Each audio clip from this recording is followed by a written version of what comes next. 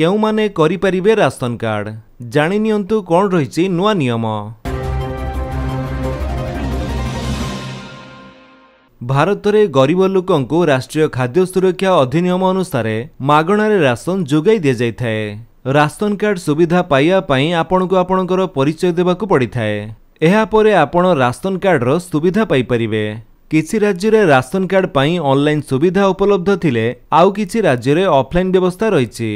आज आसंतु जानिबा केउ माने राशन कार्ड पाई आवेदन करि परिबे। एही व्यक्ति माने पाइबे नाही राशन कार्ड। जेमिति कि जदि कोनोसी व्यक्तिक नाम रे 100 वर्गमीटर रु अधिक प्रॉपर्टी रहिछि से राशन कार्ड पाई परिबे नाही।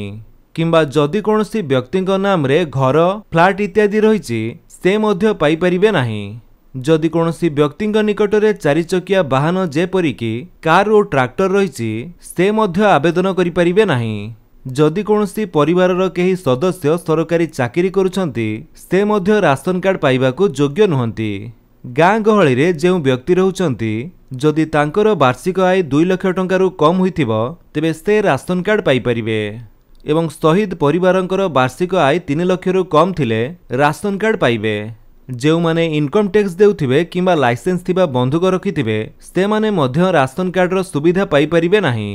जदि आपण उपरोक्त समस्त नियम विषय रे अवगत आ आपण ओडिसा रे राशन कार्ड पाई आवेदन करिया पई चाहुचंती ताहले आपण fordodisha.in वेबसाइट को विजिट करी एठारे आपण माने आवेदन करि परिबे।